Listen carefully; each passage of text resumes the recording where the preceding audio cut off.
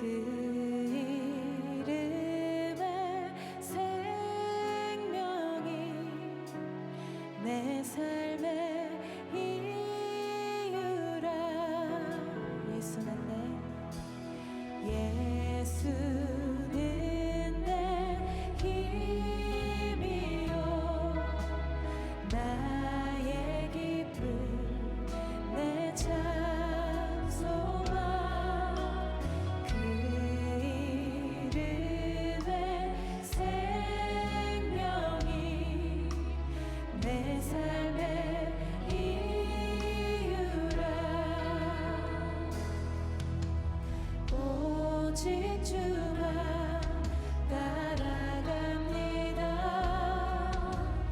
오직 주만 높이 받으소서. 내 평생에 그 이름을 그의 선하심을 세상에 노래합니다. 그 이름에 그 신능력 영원한 생명이 내 삶의 이유라. 내가 사나 죽으나 내가 사나 죽으나 그 이름을 위하여 내 모든 것 다 드리니 나를 받으소서. 오직 주만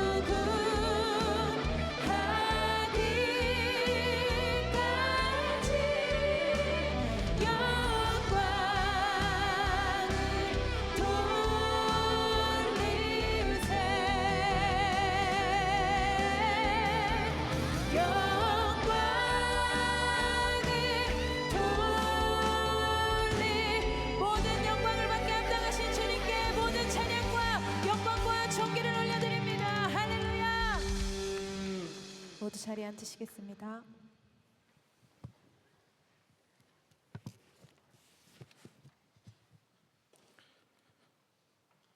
나의 힘 되시고 기쁨 되시고 생명 되시며 우리 삶의 유일한 이유 되신 하나님 아버지, 예수 이름을 부르며 예수 이름을 믿는 자들이 올 새해 첫 주일 주님 앞에 온전히 예배로 나오게 하시니 감사합니다. 더 브릿지 찬양팀을 통해 온 성도들이 2026년 새해 첫 주일 예배를 뜨겁게 찬양하며 주님께 이렇게 올려드릴 수 있어서 참 감사합니다. 26년 한 해도 매일 일상의 삶 속에서 지금처럼 늘 주님을 향한 찬양이 넘치게 하여 주시옵소서. 2025년 한 해를 송구영신 예배를 통해 주님께 감사와 찬양으로 올려드리며 마무리하게 하시고, 26년 새해의 시작도 신년 금식성회와 21일간의 다니엘 금식 기도와 연합 기도를 통해 먼저 하나님의 말씀을 받게 하시고 금식하며 깊은 기도의 자리로 나아가게 하시니 참으로 감사합니다. 새해 첫 시간들을 무엇보다 먼저 주님께 온전히 드림으로 26년 한 해도 나의 소유권이 주님이심을 고백하게 하여 주시옵소서. 새해 선포되는 말씀과 묵상하는 말씀들을 통해 생명의 양식을 풍성히 맛보아 누리는 진정한 금식을 경험하게 하여 주시옵소서. 주님, 새해를 시작하며 우리 각자가 말씀을 통해 십자가의 죽기까지 한없이 사랑하신 주님 앞에 세상의 소음과 분주함으로 나뉘어져 있던 마음을 진정 회개함으로 나아가게 하시니 감사합니다. 26년 한 해는 우리 각자가 매일 일상에서 주님 앞에 목숨 걸고 머물러 있는 시간을 확보하게 하여 주시옵소서. 26년 한 해는 나의 한 가지 소원이 오직 예수 그리스도이심을 회복하는 한 해가 되게 하여 주시옵소서. 26년 한 해는 우리 자신의 바람을 주님께 이루어 주시길 소망하는 기도를 넘어서 내 뜻이 아닌 하나님의 뜻이 우리 각자의 삶 가운데 온전히 이루어지길 바라는 하나님께서 주시는 참 소망의 기도를 주님께 올려드리게 하여 주시옵소서. 주님, 단위에 세우신 우리 김다희 목사님 통해 결코 실패할 수 없는 길을 따르라 제목으로 새해 첫 주일 하나님의 생명의 말씀이 선포되게 하시니 감사합니다. 26년 한 해 담임 목사님 많은 사역과 감당해야 할 수많은 목회 일정을 늘 가운데서도 주님과 만나는 시간이 가장 우선되게 하시고 확보되게 하시어 늘 성령 충만함으로 지켜주시옵소서. 교회와 주님께서 맡겨주신 양떼들을 인도하고 섬기실 때 하늘의 지혜와 능력으로 넉넉히 감당해 나갈 수 있도록 은혜 베풀어 주시옵소서. 선포되는 말씀에 하나님의 권세와 능력이 임하게 하여 주시고 말씀을 듣는 모든 성도들에게 순종의 마음으로 결단이 있게 하여 주시옵소서. 20년 새해에도 주님 기뻐 받으시는 온전한 예배를 위해 여러 모습으로 섬기는 한 분 한 분을 주님 기억하여 주시옵소서. 섬기는 자만이 누릴 수 있는 참 기쁨과 찬양이 그분들의 삶 가운데 넘치게 하여 주시옵소서. 이 모든 말씀 20년 한 해도 우리 삶의 참주인 되어 주실 예수 그리스도 이름으로 기도합니다. 아멘.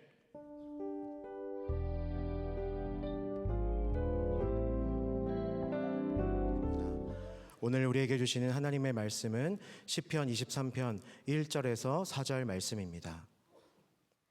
주님은 나의 목자시니 내게 부족함 없어라. 나를 푸른 풀밭에 누이시며 쉴만한 물가로 인도하신다. 나에게 다시 새 힘을 주시고 당신의 이름을 위하여 바른 길로 나를 인도하신다. 내가 비록 죽음의 그늘 골짜기로 다닐지라도 주님께서 나와 함께 계시고 주님의 막대기와 지팡이로 나를 보살펴 주시니 내게는 두려움이 없습니다. 아멘. 하나님의 말씀입니다. 모두 자리에 앉겠습니다.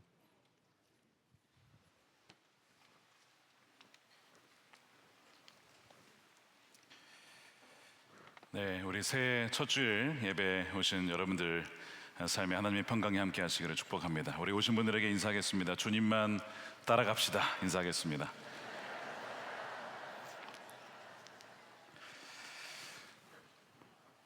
네, 우리 새해 하나님의 정말 이끄심과 보호하심이 있게 되기를 축복합니다. 새해 신년주일 우리 말씀을 나누겠습니다. 결코 실패할 수 없는 길을 따르라. 결코 실패할 수 없는 길을 따르라 라는 제목의 말씀을 나누겠습니다. 2026년 병원년이라고 합니다.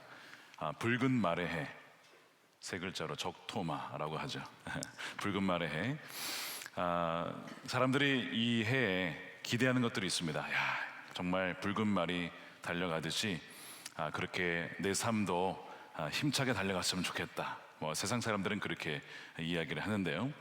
믿는 우리는 우리의 삶을 이끌어가는 것이 어떤 말, 그런 힘이 아니라 주님께서 우리에게 힘 주시고, 주님께서 우리의 길이 되시고, 주님께서 우리의 목자가 되신 줄로 믿으시길 축복합니다.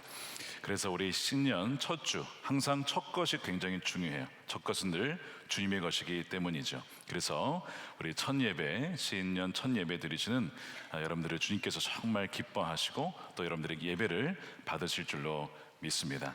자, 오늘 본문 1절 너무나 유명한 구절인데 우리 함께 다시 한번 읽어볼까요? 시작. 주님은 나의 목자시니 내게 부족함 없어라. 아멘입니까? 자, 많은 분들이 이 고백을 좋아하십니다. 그리고 이 구절을 읽으면 정말 아멘이지 이렇게 고백하시는 분들이 있죠. 근데 어떤 분들은 이 고백을 좀 좋아하긴 하는데 진짜 내 삶에 부족함이 없나? 이렇게 보면 아닌 것 같아서 이렇게 아멘하지 못하는 분들도 있습니다. 실제로 너무나 많은 부족과 결핍이 우리 인생에 있기 때문입니다. 여러분 예수님을 믿고 나서 정말 부족함 없으십니까? 아무도 대답을 안 하시잖아요. 그러니까 많은 분들이 이 말씀과 실제 우리의 삶의 현실의 괴리를 자각합니다. 그래서 이 고백이 정말 나의 고백이 되기를 원하지만 그러나 실제로 여전히 메워지지 않는 공백 때문에 고민하고 힘들어하는 분들도 있죠. 게다가 이제 2026년을 시작하면서 많은 전문가들이 예상을 합니다. 2026년이 어떤 해가 될까? 많은 이야기가 있지만 그 중에 하나 빼놓을 수 없는 것이 AI입니다. AI 인공지능 시대가 열리면서 우리에게 많은 기회가 주어집니다. 실제로 업무가 훨씬 더 효율적으로 바뀌게 되고 또 수많은 시간이 걸렸던 것을 단축시키기도 하죠. 그렇다 보니까 이제 새로운 일자리가 생깁니다. 고용의 변화가 일어나는데 그 전에 없었던 잡들이 생겨나는 거예요. 예를 들면 AI 인프라 아키텍트, 데이터 큐레이터, AI 윤리 감시관 이런 여러 직업군의 수요가 예전보다 40% 이상 늘었다고 하는 거죠. 그래서 많은 분들이 이 인류의 이 AI 발달이 많은 풍요로움을 줄 것이다라고 기대를 하고 있어요. 그래서 앞으로 우리 학생들은 공부를 할 때에 이 AI가 미칠 영향을 고려해서 내가 어떤 학과와 어떤 전문성을 가지고 할 것인가를 반드시 고려해야 됩니다.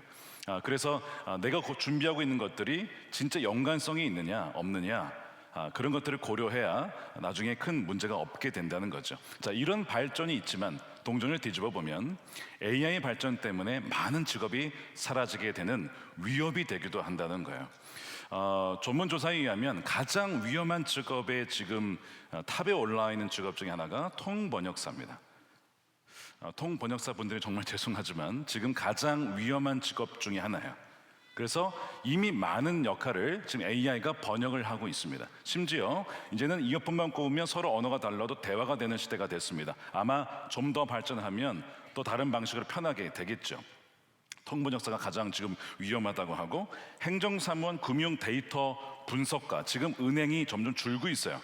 오프라인 은행을 둘 이유가 없는 겁니다. 다 온라인으로 앱을 통해서 스마트폰으로 은행 업무를 볼 수가 있기 때문에 은행들이 줄어들고 있습니다. 직원들이 줄고 있습니다. 심지어 아나운서도 영향을 받죠. 작가도 이제는 AI로 출판된 글들이 굉장히 많아요. 과거에는 창의적인 일은 사람만이 할 수 있다라고 생각했던 영역, 디자인이라든가 음악이라든가 어떤 작가라든가 이런 모든 것들도 이제는 AI가 침범해오고 있습니다. 그러니까 지금 이 AI의 발전이 우리에게 기회가 되기도 하고 위협이 되기도 한다는 거죠. 여러분 미국의 아마존은요 이미 공장이 로봇으로 가득 차 있습니다. 물류센터가 다 로봇이 움직이죠. 우리 현대자동차 스마트 팩토리도 마찬가지입니다. 지금 로봇의 섬기는 율을 80%, 90%, 100% 늘려서 나중에는 아예 인간 노동력이 필요 없게끔 만드는 것을 목표로 하고 있어요. 여러분 왜 기업들이 이렇게 하고 있는지 아십니까? 이제 그렇게 되게 되면 뭐가 있냐면 로봇은요 피곤치 않죠. 불평하지 않죠. 밥 달라고 하지 않죠. 임금 올려달라고 파업하지 않죠. 이 모든 것이 사라지는 거예요. 기업의 리스크가 없어지는 겁니다. 그러니까 어떻게든 지금 기업은요 로봇을 휴머노이드를 도입을 해서 이런 모든 위협을 줄이고 효율적으로 만들려고 하는. 그래서 과거에 제레미 리프킨이라는 분이 노동의 종말을 수십 년 전에 얘기했어요. 이제 노동의 종말을 보는 시대가 곧 다가온다는 거죠. 자, 이런 상황 속에서 과연 인간만이 할 수 있는 일은 무엇인가를 이는 정말 진지하게 고민을 해야 됩니다. 그러니까 2026년이 인공지능 발달이 우리가 기회도 되지만 엄청난 위협이 될 수도 있는 이런 변곡점에 있는 해가 바로 이 올해 2026년이라고 하는 거예요. 자, 그런데 성경적인 관점에서 보면 하나님께서 하나님의 형상대로 지은 것은 로봇이 아니라 AI가 아니라 인간입니다. 하나님의 형상이 반영되어 있는 것은 인간만 그렇다는 거예요. 이 하나님의 형상의 의미 여러 가지가 있지만 하나님의 지성, 하나님의 의지 다 포함이 되지만 그 중에 하나가 무엇이냐면 하나님과 소통할 수 있는 영혼, 그것이 인간 안에만 있다는 거예요. AI는 카피는 할 수 있어요. 흉내낼 수는 있어요. 여러분들이 이제 상담을 만약에 챗GPT에 한다고 칩시다. 그러면 반응을 해줍니다. 어려운 일이 있었으면 그렇냐고, 힘들었겠다, 아유 쓸쓸했겠다, 이런 얘기를 해줘요. 근데 A가 진짜 그래서 그럴까요? 여러분 아니라는 거예요. 그런 척하는 거예요. 사람의 영혼과 영혼이 진정 교류할 수 있는 것은 사람 외에는 할 수가 없는, 그러니까 정말 사람만이 할 수 있는 고유한 영역이 무엇인가를 우리 찾아봐야 된다는 건데요. 이런 점에서 교회나 크리스천들에게는 기회가 될 수 있는 것이 바로 우리는요 영혼을 다루기 때문에 그렇습니다. 우리는요 그 영혼을 살리고 깨우고 하나님을 만나면 목자 되신 주님께로 인도할 수 있는 그 영역을 다루기 때문에 굉장히 중요한 기회가 될 수 있다는 거죠. 자, 오늘 시편 23편의 주인공 이 다윗이 쓴 시편인데 인공지능이 죽었다 깨어났다 절대로 할 수 없는 것을 하고 있어요. 주님은 나의 목자 되십니다. 정말 주님을 신뢰하고 의지하고 따라간다라고 하는 그 고백은요 인공지능은 말로만 할 수 있지만 절대로 그렇게 의지하지 않습니다. 사람만이 할 수 있는 것을 지금 다윗이 하고 있는 거예요. 자, 다시 다윗이 이런 고백을 했을 때 여러분 정말 부족함이 없다, 어떻게 이런 인생이 가능한가, 그런 의문이 드시죠. 많은 분들이 그렇게 생각합니다. 근데 부족함이 없다라고 하는 것에 대한 오해가 있기 때문입니다. 우리가 생각하기에 부족함이 없다 그러면 돈도 충분하고 건강하고 가진 것도 많고 관계도 문제가 없고 모든 문제가 다 해결된 상태가 부족함이 없는 상태라고 생각을 하죠. 그런데 모든 것을 가지고도 사실상 가련한 상태가 있을 수 있고 가진 것은 없는 것 같은데 모든 것을 가진 상태가 될 수도 있다는 것이 성경이 말하는 부족함이 없다의 의미죠. 자, 요한계시록 3장에 보면 라오디게아 교회 성도들 이야기가 나와요.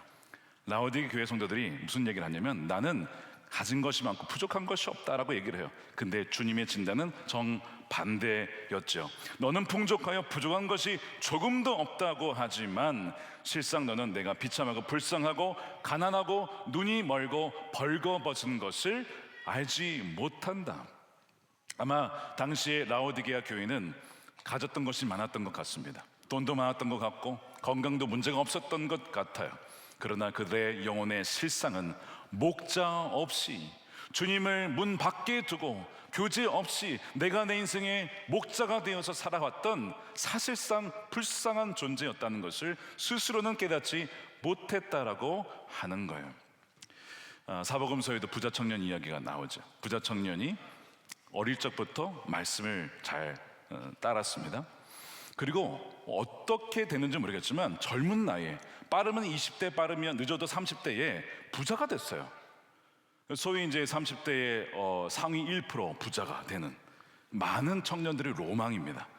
나도 저 젊은 나이에 그런 좀 재물을 좀 만져봤으면, 어떻게 하면 저렇게 될 수 있을까? 어떻게 투자하면 저렇게 얻을 수가 있을까? 어떻게 사업을 일으키면 저렇게 될 수 있을까? 이미 젊은 나이에 그걸 이룬 사람이에요. 그러니까 세상에서 보면 진짜 부족함이 없는 인생처럼 보이는 사람이 이 부자 청년이죠. 근데 예수님 뭐라고 하십니까? 너에게 한 가지 부족한 것이 있으니. 그에게 없는 것이 있었어요. 다른 건 다 가지고 있었는데 영생이 없었습니다. 영생이 없었어요. 그러니까 어리석은 부자처럼 네가 더 가진 것을, 오늘 내가 내 영혼을 도로 찾으면 너의 그 모든 가진 것이 누구의 것이 되겠느냐. 천하를 얻고도 자신의 영혼을 구원하지 못한 미련한 사람이라고 하는 그 얘기를 하시면서 너가 가진 것을 팔아서 가난한 자들에게 나눠 주어라 라고 얘기를 합니다. 근데 그 부자 청년이 고민을 합니다. 왜요? 사실상 그의 인생의 목자는 바로 돈이었기 때문입니다. 그 돈에 의해서 지금까지 살아왔어요. 돈이 이끌어주는 대로 살아왔기 때문에 눈앞에서 예수님을 보고도, 주님을 만나고도 주님을 따르지 못하고 결국에는 돈을 선택하는, 모든 것을 가졌지만 아무것도 가지지 못한 불쌍한 영혼. 그래서 성경에 가장 가난하고 비참한 인생으로 기록이 되죠.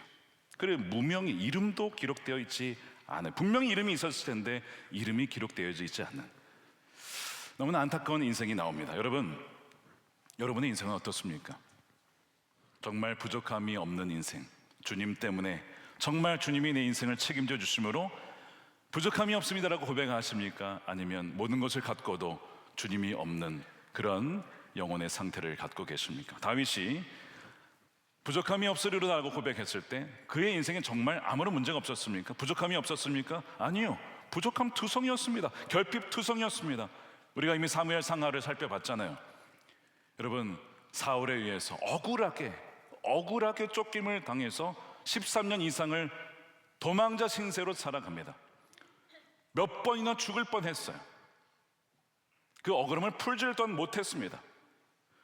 먹을 것이 없어가지고 한 번은 높 제사장을 찾아가서 성소에 있었던 이 진설병을 뺏어 먹을 정도로 그렇게 구걸하면서 먹을 것이 없으니까, 굶어 죽을 것 같으니까. 이게 다윗의 삶이었어요. 아둘람 굴, 거기에서 몇 년을 살았는지 모르겠지만 거기에서 정말 노숙자와 같이 살았어요. 400여 명의 정말 환난당하고 빚진 자들과 함께 어울리면서 그렇게 살았습니다. 한 번은 시글락이라고 나중에 결국 집을 얻긴 했지만 그것도 이 아기스의 왕에 의해서 그냥 적국에 가서 거기에 막 급신거리면서 그렇게 비열하게 해가지고 얻어낸 마을인데, 그런데 거기서도 마을에 습격을 당해가지고 재산을 다 잃어버리고 아내들 빼앗기고 그래가지고 동료들에 의해서, 부하들에 의해서 한번 죽을 뻔한 적도 있었죠. 여러분, 다윗의 인생은요 진짜 고난 그 자체였어요. 그 자체. 자, 그런데 왜 다윗이 부족함이 없다고 이렇게 고백을 할까요? 참 놀랍게 다윗은 그런 과정을 겪으면서, 결핍과 부족의 과정을 겪으면서 진짜 내가 붙잡아야 될 것이 무엇이냐, 내가 정말 붙잡아야 될 분이 누구인지를 정확히 알았다는 거예요. 살아보니까 돈이나 사람이나 절대 믿을 것이 되지 못한다. 오직 나를 지켜주시고 그 어려운 상황이 있었지만 보호해 주시고 인도해 주시고 이끌어 주시고 공급해 주시고 해주신 분이 주님이셨음을 그가 알면서 아이러니하게도 부족과 결핍 때문에 진정한 공급자 되시는 주님을 알게 됐다는 거예요. 그래서 그 주님이 진짜 내 삶을 돌아보면 그 순간순간마다 나의 삶을 어찌나 책임져 주셨고 보호해 주셨는지를 그가 고백을 하면서 나의 남은 여생이 얼마 남지 않았지만 나의 남은 여생이 얼마나 길든 짧든 상관이 없이 정말 이제는 주님이면 충분합니다라는 그 고백을 하고 있는 것이죠. 사랑하는 여러분, 이것이 저와 여러분의 고백이 되기를 원합니다. 부족과 결핍을 통하여 진짜 공급자 되시는 주님, 남의 목자 아닙니다. 나의 목자가 되어서 이제는 정말 입술만의 고백이 아니라 우리 영혼의 중심에 고백을 할 수 있는 2026년 새해가 되시기를 축복합니다. 제가 지난 몇 년간 이 강단에서 세례받는 분들의 간증을 듣고 미리 저는 제 간증문을 읽어봅니다. 그리고 세례 당일날 세례 그 간증을 듣고 그 다음에 끝난 다음에도 제가 그 간증문을 가지고 있으면서 정규적으로 이렇게 살펴봐요. 그러면서 수백 명의 세례 간증자의 간증문을 읽으면서 발견하는 것이 있습니다. 통찰이 있어요. 어떻게 이분들은 주님을 나의 목자라고 왕이라고 구세주라고 고백할 수 있었을까? 도대체 이들의 인생에 어떤 일이 벌어졌길래 우리가 생각하기에 주님이 부자 되게 해주셨어요. 주님이 승진하게 해주셨어요. 성공하게 해주셨어요. 그래서 내가 주님을 믿기로 했습니다. 그런 케이스도 물론 있어요. 그렇지만 대다수는 그렇지 않다는 거예요. 예를 들어 3% 정도, 전체의 한 3%, 아주 적은 비율이죠. 꿈과 환상을 통해 주님을 만난 경우가 있습니다. 좀 특이 케이스예요. 정말 주님이 나타나신 경우. 절에 갔다가 예수님의 음성 듣고 돌아오신 분이 있죠. 한번 제가 말씀을 드렸죠. 기가 막힌 거예요. 절에 갔는데 왜 예수님이 거기서 목소리가 들려가지고 알고 봤더니 가족들이 막 중보기도 하고 있었던 거죠. 뭐 그런 분도 계시고, 한 3% 정도는 그렇게 돌아오신 분이 있고요. 한 7% 정도는 교회 공동체의 섬김과 사역을 통해 사랑을 받고 주님을 만나서 돌아온 경우, 한 10% 정도는 교회 유튜브와 설교와 찬양과 기독교 영화를 보다가 예수님을 만난 경우가 있습니다. 25%, 4명 중에 1명은, 이게 좀 많죠. 비율이 많습니다. 어떤 경우냐? 관계전도입니다. 가족들과 친척들, 친구에 의해서, 특히 어머니의 기도와 전도를 통해서 나오게 되는 경우가 무려 25%예요. 굉장히 이 비율이 높습니다. 근데 비교도 할 수 없이 굉장히 대다수를 차지한 경우가 뭐냐? 55% 이상. 어떻게 주님께 나오게 되었느냐? 완전한 결핍 때문에. 암과 같은 질병, 사업의 실패, 자녀의 방황과 자녀의 문제 때문에 도무지 내 힘으로 할 수 없는 그 인생의 문제를 만나고 나서 비로소 주님을 믿게 되는 그런 경우가 55%, 압도적으로 많은 거예요. 여러분, 다윗이 경험했던 게 바로 그겁니다. 다윗이 사막의 음침한 골짜기, 양을 돌볼 때 사자와 곰이 다가올 때 그 상황들 속에서 결국에는 나를 지켜주신 분이 바로 주님이셨음을 그가 고백을 하고 있는 것이죠. 자, 그래서 저는 이 과정을 보면서 이 은혜가 2026년에 우리의 삶에 어떤 일이 벌어질지 모르지만 그 모든 것을 삶의 재료를 통하여서 결국에는 가장 좋은 길로 인도하실 주님을 신뢰함으로 정말 주님을 나의 목자라고 고백하는 우리 모두가 되었으면 좋겠습니다. 자, 주님은 주님을 우리 나의 목자라고 고백을 하게 되었지만 우리를 어떻게 인도하시는가? 자, 우리가 좋아하는 구절이에요. 2절 보십시오. 나를 푸른 풀밭에 누이신다. 양은요 어지간해서 눕지 않습니다. 진짜 안전하고 편안하고 그래야만 누울 수 있는데, 누울 수 있다는 것은 그만큼 목자가 편하게 인도해 준다는 거죠. 쉴만한 물가로 인도하신다. 그리고 3절 보십시오. 나에게 다시 새 힘을 주신다. 개정판에 보니까 내 영혼을 소생시키신다. 이게 무슨 얘기냐면 양들이요 눕는 게 아니라 완전 뒤집을 때가 있습니다. 살이 찌기도 하고 아니면 양털이 늘어나서 이제 커졌을 때 이 상태에서 뒤집어지면 혼자 못 일어나는 거예요. 그러니까 양은 진짜 손이 많이 갑니다. 털도 깎아줘야 되죠, 길도 인도해야 되죠, 밥도 줘야 되죠, 뭐 다 챙겨야 되는 거예요. 그만큼 손이 많은 존재인데 뒤집어지면요 일어나질 못합니다. 혈액순환이 안 됩니다. 소화가 안 됩니다. 그런 상태에서 맹수에서 공격을 하면 잡아먹히는 것이죠. 그래서 양이 뒤집혔을 때 스스로 일어나지 못했을 때 목자가 달려가서 발견하면 다시 일으켜주고, 나는 몸을 문질러줘서 혈액순환이 되게 해주고, 또한 무서워했던 양을 안정시키면서 회복시켜주는 이 과정이 바로 슈브라고 하는 히브리어 소생시키다의 의미입니다. 영혼을 소생시키시며 다시 살리신다는 거예요. 자, 그런데 우리 인생에도 그럴 때가 있어요. 어지간한 문제는 우리가 좀 이렇게 하면 해결할 수 있겠죠. 근데 진짜 아무리 노력해도 돈으로 해결할 수 없는 문제가 벌어질 때가 있어요. 저희 어릴 시절에 저희 어머니가 늘 하시던 말씀이 있어요. 얘야, 돈으로 해결되는 것은 쉬운 문제다. 돈으로 해결할 수 있으면 쉬운 문제다. 인생에는 돈으로 해결할 수 없는 일들이 많이 있단다. 어린 시절부터 해줬던 말씀이에요. 우리가 살다 보면 그런 일을 겪을 때가 있어요. 아무리 돈이 많아도 해결할 수 없는 것. 그런 문제를 만날 때, 질병의 문제, 관계의 문제, 그럴 때 정말 우리 인생이 뒤집어질 때가 있어요. 그때 어떻게 해야 됩니까? 목자를 찾아야죠. 목자에게 돌아가야죠. 목자를 떠나지 말아야죠. 몇 년 전에 이곳에서 세례받으면서 간증하신 분이 있습니다. 몇 년이 지났지만 아직도 그때가 생각이 나요. 이분은 여성분이신데 20대 초반에 어머님이 암에 걸리셔서 그 어머님을 간호를 하신 거예요. 그 어머니를 위해서 이제 어머니가 낫기를 원하면서 이 딸이 간호를 하는데 그렇게 세월을 좀 보내다가 나중에 보니까 자기도 몸이 좀 아파서 병원에 갔더니 글쎄 이 혈액에 문제가 생겨가지고 자기도 암 진단을 받은 거예요. 의사가 지금 혈액 수치가 너무 안 좋기 때문에 이거 지금 당장 죽어도 심장이 멈춰도 이상하지 않다라고 하는 정말 충격적인 진단을 받습니다. 아니 어머니도 암인데 아마 유전 때문인지 모르겠지만 이 딸도 그렇게 암에 걸린 거예요. 그날 병원에서 돌아와서 너무 낙심이 돼가지고 그 침대에 누워서 천장을 바라보는데 막 화가 나더래요. 이 화 낼 대상이 없어요. 그래서 찾은 게 하나님인 거예요. 그러면서 얘기하기를 하나님 당신이 만일 살아 계시다면 어떻게 저희에게 이렇게 할 수 있습니까? 제가 도대체 뭘 그렇게 잘못했길래 저희 어머니와 저에게 이런 일을 허락하시고 저 지옥으로 이끌어 가십니까? 막 이렇게 막 저주를 하면서 그렇게 하나님께 소리를 쳤다는 거예요. 근데 하나님 참 자비로우시죠. 이렇게 저주하는 그 잃어버린 하나님의 딸을 어떻게 받아들이셨냐면 하나님께서는 잃어버린 양의 울음소리로 들으셨던 것 같아요. 잃어버린 양의 울음소리 이렇게 들은 거죠. 저 살려주세요. 저 살려주세요. 도무지 제 힘으로 살 수 없어요. 제 힘으로 이걸 이겨낼 수가 없어요. 일어날 수가 없어요. 목자는 그걸 듣고 그분을 찾아가신 거예요. 어떻게 찾아가셨냐? 며칠 뒤에 너무나 낙심한 가운데 이리저리 뭐 영상을 보다가 하필 유튜브에서 천하목자교회 채널을 찾았는데 하필 그 영상 중에 하나가 걱정과 염려를 내게 맡겨라 뭐 이런 메시지였어요. 내용이. 근데 그 메시지가 그분의 마음속에 레마로 딱 들려온 겁니다.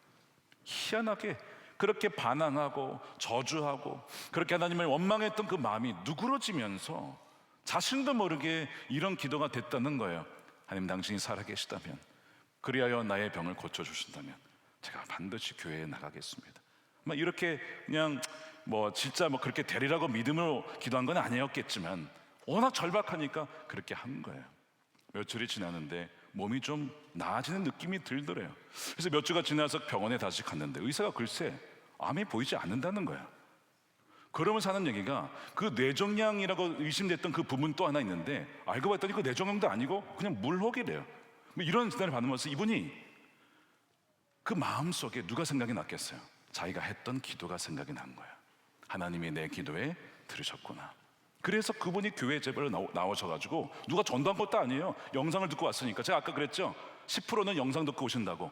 영상 듣고 오셔서 바나바 양육 받고 그 다음에 세례를 받으시면서 하신 얘기가 제가 하나님께 잘못했습니다. 저는 하나님을 저주했는데 하나님은 저를 오히려 살려주셨습니다. 그런 고백하면서 저의 모든 죄를 회개합니다. 이런 간증을 하셨어요. 제가 그래서 그걸 인상 깊게 듣고 있기 때문에 아직도 몇 년이 지나도 그것을 기억하고 있는 거예요. 주님께서 뭘 하신 거예요? 목자가 되어주셔서 그녀의 영혼을 슈브 다시 소생시켜 주신 것인데 사랑하는 여러분, 이것이 그분에게만 벌어진 것이 아니라 저와 여러분에게도 여러분의 자녀에게도 일어날 줄로 믿으시기를 축복합니다. 자, 여러분, 우리 서로 소중한 사람들에게 인사하겠습니다. 자, 이분이 하나님의 귀한 양이잖아요. 자, 저와 여러분은 당신은 주님의 소중한 양입니다. 이렇게 인사하겠습니다. 당신은 주님의 소중한 양입니다.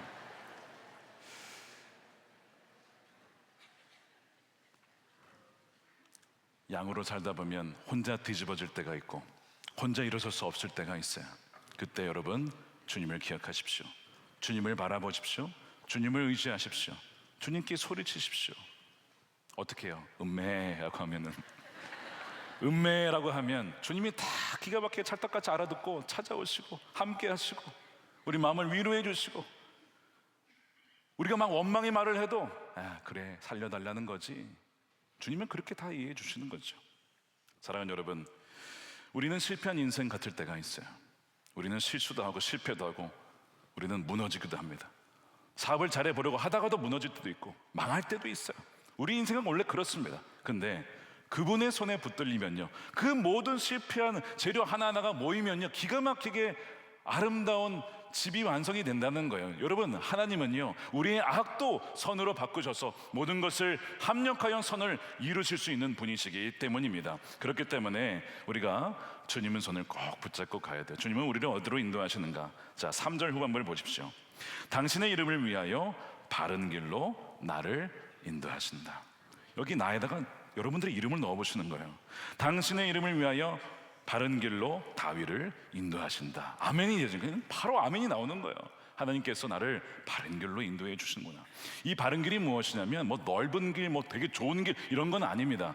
목자가 양을 인도하기 위하여 수백 번, 수천 번 왔다 갔다 하면서 만들어 놓은 길이에요.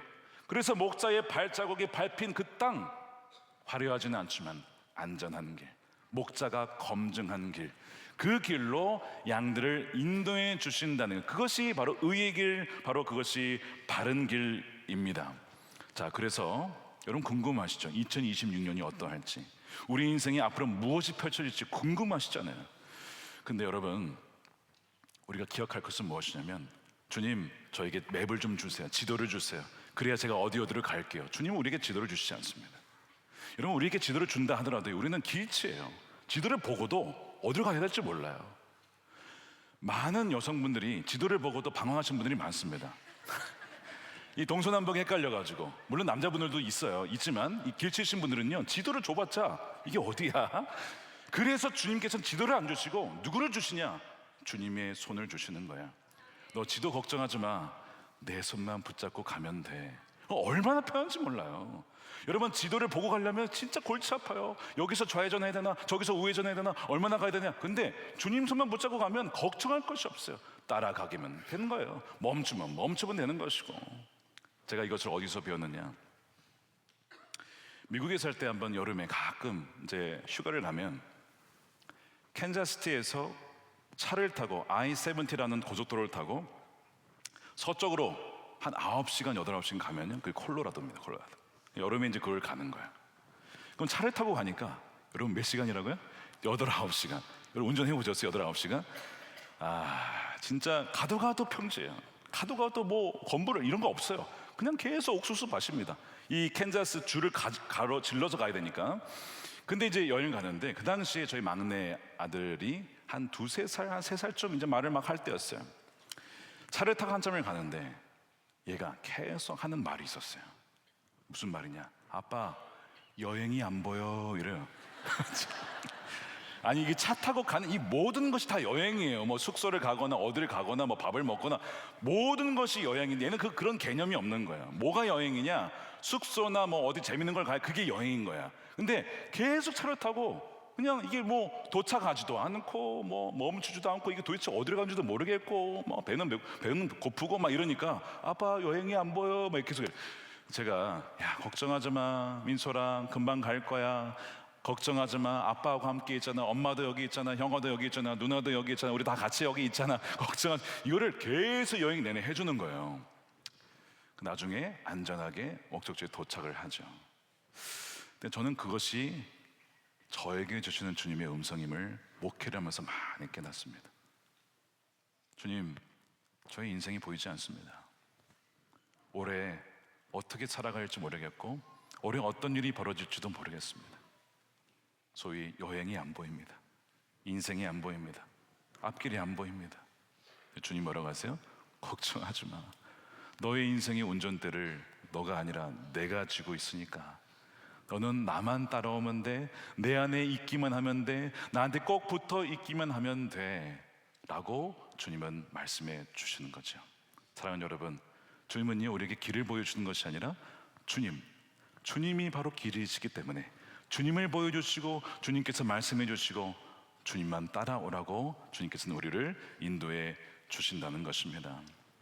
사랑하는 여러분, 그렇기 때문에 우리는요, 이 4절의 상황을 마주해도 두려워할 필요가 없어요. 이 4절의 상황이 뭡니까? 내가 비록 죽음의 그늘 골짜기로 다닐지라도. 여러분, 이 구절을 어떻게 이해를 하십니까? 많은 분들이, 양이 목자를 떠나서 엉뚱한 데 가서 그런가 보다, 이게 해석을 해요. 여러분, 그렇지 않습니다. 목자가 양을 버렸나 보다, 이렇게 생각해요. 여러분, 그렇지 않습니다. 가만히 읽어보십시오. 주께서 나와 함께 계신데, 사망의 음침한 골짜기에 있는데 목자가 있다고? 왜 목자가 거기에 같이 있지? 목자가요, 의도적으로 죽음의 골짜기를 지나가게 한 겁니다. 왜 목자는 양들을 죽음의 그늘 골짜기로 지나가게 할까요? 2가지 이유가 있습니다. 첫 번째, 그 계곡, 계곡에는 물이 흐릅니다. 물이 거기에 있어요. 반드시 가야 됩니다. 두 번째, 여름에 이제 낮은 곳에 있는 그 풀이 다 없어지면 고원에 좋은 꼴이 있어요. 고원에. 자, 그러면 여기서 먹다가 다 없어졌으면 이 고원을 가려면 어떻게 가야 돼요? 반드시 계곡을 내려가서 다시 올라가야 됩니다. 그러니까 이 골짜기는 목적지가 아니고 과정이죠. 이 과정을 지나가지 않으면 비록 어떤 야생 동물들, 위험한 맹금류가 있기 때문에 위험할 수는 있어요. 근데 왜 괜찮냐? 목자가 함께 있고, 두 번째 뭐가 있어요? 목자에게 지팡이와 막대기로 양들을 보호해 주니까 괜찮은 거예요. 양이 걱정할 게 아니에요. 목자가 있기 때문에. 그래서 목자는 의도적으로 양들을 데려가서 살리기 위해 그 골짜기를 지나가게 된다는 겁니다. 사랑하는 여러분, 지금 여러분들의 인생에 죽음의 골짜기를 지나간다라고 생각하는 분들이 계십니까? 왜 주님이 내 상황에, 내 삶에 이런 것들을 허락하셨지? 주님이 나를 버리셨나? 내가 불순종해서 나를 미워하시나? 이렇게 생각을 해요. 여러분, 그렇지 않다니까요. 목자가 의도적으로 선택한 경로라고 하는 거예요. 왜요? 그 다음을, 그것을 지나가야만 목자만 의지하고 또한 목자에 의하여 진정한 꼴을 누릴 수 있기 때문에 반드시 지나가야 된다는 거예요. 그런데 목자는요, 여러분 혼자 두지 않습니다. 여러분과 함께 하신다는 거예요. 목자는 막대와 지팡이로 여러분들을 보호해 주신다고 하는 거예요. 그래서 사망의 음침한 골짜기로 가는 것은 목자의 실수가 아니라 우리를 이 어떠한 상황에도, 심지어 지금 AI와 인공지능의 변화에 이 변곡점에 있는 우리들에게 이 어두운 골짜기로 여겨진 이 상황 속에서 우리에게 더 깊은 영적인 성숙과 영원한 생명의 꼴이 있는 고원으로 인도하려는 목자의 정확한 인도하심이라는 것을 믿는 저와 여러분들이 되시기를 축복합니다. 그렇기 때문에 여러분, 결코 두려워하지 마십시오. 우리의 인생은 우리가 붙잡으면 우리는 실패할 수밖에 없지만 주님이 우리의 인생의 운전대를 잡으면 결코 실패할 수가 없습니다. 왜냐? 그 이유가 마지막으로 3절에 나와요. 자, 이것이 오늘 결론이 되겠습니다. 자, 3절 말씀 함께 읽겠습니다. 시작. 당신의 이름을 위하여 바른 길로 나를 인도하신다. 자, 우리를 바른 길로 인도하시는 이유가 우리가 잘해서, 우리가 어떤 믿음이 출중해서 그렇지 않아요. 그래서 우리를 바른 길로 인도해 주시는 게 아니라 당신의 이름을 위하여 우리를 인도해 주신다는 거예요. 이게 무슨 뜻일까요? 여러분, 목자에게는 명예라는 것이 있습니다. 어떤 명예냐? 그 목자에게 있는 양은 한 마리도 죽지 않아.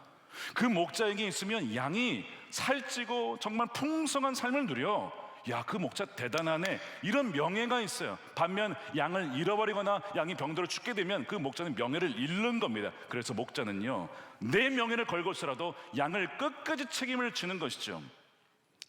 이걸 잘 보여주는 이야기가 어디에 나오느냐? 여러분, 출애굽기에 바로 홍해를 건너는 사건입니다. 하나님께서 내 백성의 신음소리를 들으시고 보고 응답해 주셔서 모세를 보내시고 키우셔서 준비시킨 다음에 백성들을 이끌어냈어요. 근데 나가는데 얼마 안 돼서 앞에 가로막고 있는 게 뭐예요? 홍해가 가로막고 있는, 길이 없는 거예요. 아니, 어떻게 인도했는데 앞에 바다가 가로막고 있어요. 망한 거죠. 이거는 뒤에는 애굽의 군사가 쫓았는데, 야, 하나님 우리를 잘못 인도하셨네, 우리 이제 망한 목숨이네, 이런 상황이었다고요. 그러니까 이스라엘 백성들이 뭐라고 반응했냐면, 야, 애굽에 매장지가 없어서 우리를 여기로 끌고 왔느냐? 믿음이 있어요, 없어요?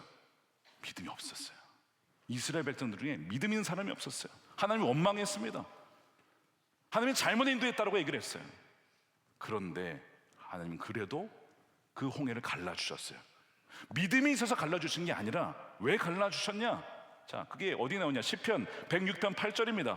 여호와께서는 자기의 이름을 위하여 그들을 구원하셨으니 그의 큰 권능을 만인이 알게 하려 하심이라. 이는 내 백성인데 이들이 여기서 죽게 되어지면 다른 사람들이, 야, 하나님이 목자르면서 자신의 백성 양들도 지키지 못하는 그런 신이 어딨냐 라고 할까봐 하나님께서는 그 홍해를 가르셔서 바다에 길을 내셔가지고 웨이메이커, 그래서 그 양들을 인도해 주셨다는 거예요. 누구를 위해서? 자신의 이름의 명예를 위하여. 사랑하는 여러분, 저와 여러분은요, 주님의 양입니다.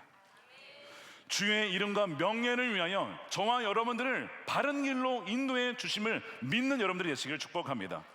가끔 여러분 과일 먹으면 그 과일 상자에 이름이 붙어 있어요. 누가 만드셨다는 거예요. 그 연락처도 있는 경우가 있어. 문제가 있으면 연락하라 이거야. 그만큼 내가 품질을 보장한다. 저는 그걸 볼 때마다 은혜를 받아요. 주님께서 제 안에 성령으로 인치해 주셨어. 너는 내 거야. 넌 내 아들이야. 넌 내 딸이야. 너는 반드시 내가 책임진다. 누구를 위해? 주의 이름의 명예를 위하여. 사랑하는 여러분, 우리의 믿음을 의지하면요, 그게 뭐 의지할 대상입니까? 우리의 어떤 지난 살아온 목회 경력, 어떤 신앙의 경력을 의지하면 그게 뭐 의지할 대상입니까? 그렇지 않아요. 주님은 자기를 위하여 자신의 명예를 걸고 이름을 걸고 당신의 양을 가장 바른 길로, 의의 길로, 생명의 길로, 푸른 초장으로, 쉴만한 물가로 인도해 주신다는 것입니다. 사랑하는 여러분, 2026년에 여러 갈래길이 있을 것이고 여러 어려움이 있을 수도 있어요. 그런데 여러분, 신뢰하십시오. 주님이 길이십니다. 주님이 생명이시고 주님이 진리이시기 때문에 주님이 우리를 가장 좋은 길로 인도하시는 걸 믿을 때에 어떤 어려운 순간에도 사망의 음침한 골짜기를 지날지라도 우리가 두려워하지 않고 주님을 신뢰함으로 이 2020년에 불확실한 미래 가운데 그러나 확실하신 주님만을 붙잡고 승리의 발걸음을 내딛는 저와 여러분들의 삶이 되시기를 주님의 이름으로 축원드립니다. 아멘. 우리 이 시간 우리 성찬을 받겠습니다. 여러분, 성찬은 어떤 의미입니까? 주님이 우리와 함께 하신다. 이것을 행할 때마다 나를 기억하여라. 우리가 하도 주님을 잊어버리니까 마치 목자 없는 양인 것처럼 내가 내 스스로 공급하고 자립해야 되는 줄 알고 그렇게 살아가니까 정기적으로 성찬을 통해서 내가 너와 함께한다. 두려워 말아라. 염려하지 말아라. 너는 내 것이다. 너는 내가 책임진다. 내 이름 걸고 명예 걸고 내가 책임질 거야. 말씀해 주시는 거예요. 이 시간 우리 기도하며 준비할 때 주님이 나의 목자가 되신데 사실상 주님은 남의 목자처럼 그렇게 살았습니다. 주님을 의지하지 않았습니다. 내 힘을 의지하려 했습니다. 내가 가진 거 의지하려 했습니다. 그 모든 것을 회개하고 진정 2026년도는 주님은 나의 목자 되시니 내게 부족함이 없습니다. 이 고백으로 우리 함께 기도함으로써 우리 성찬을 준비하도록 하겠습니다. 기도하겠습니다. 감사합니다. 주님이 우리의 목자 되심에 너무나 감사합니다.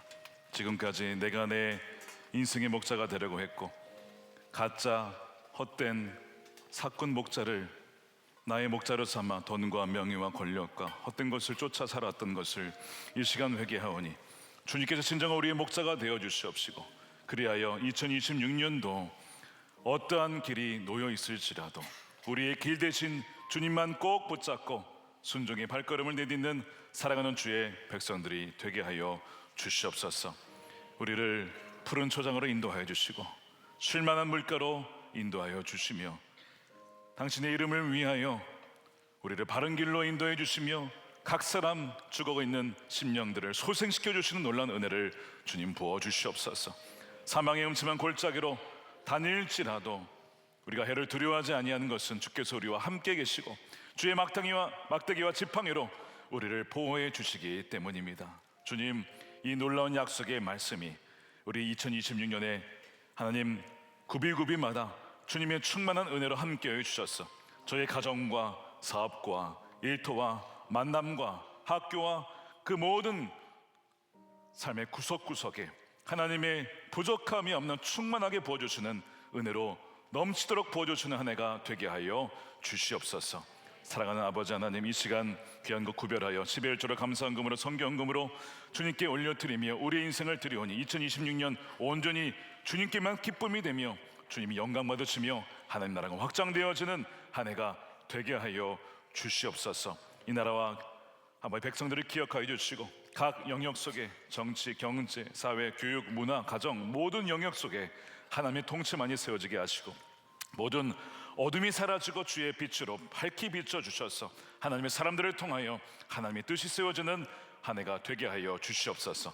남과 북의 복음으로 하나 되게 하시고 북한에 하나님 묶여있는 억류되어 있는 주의 백성들 김정욱, 김국기 목사님, 최충길 선교사님 하나님의 백성들을 속히 석방시켜 주시옵소서. 복음의 장벽이 무너지며 언어와 문화의 장벽이 무너지고 이제는 복음이 온 세상 끝까지 구석구석 전파되어서 주님이 다시 오시는 그날 참 잘하였도다, 사랑하고 나의 참된 종들아, 그렇게 칭찬받으며 하나님 안아주시며 그렇게 하나님 품어주시는 놀라운 은혜가 한 사람도 빠짐없이 우리 선한목적의 모든 예배들 가운데 하나님 부어지게 하여 주시옵소서. 이제는 우리 주 예수 그리스도의 크신 은혜와 아버지 하나님의 풍성하신 사랑하심과 성령님의 가망 없는 교통 내주하심이 2026년 한 해 더욱더 주님만 바라보며 주님 손 꼭 붙잡고 결코 실패하지 아니하는 그 길을 따라가고자 결단하는 사랑하는 우리 모든 성도들 머리 위에 저들의 가정과 일터와 사랑하는 자녀들과 다음 세대와 주의 몸된 교회와 조국 대한민국과 열망 가운데 영원히 함께 하시기를 간절히 축원하옵나이다. 아멘.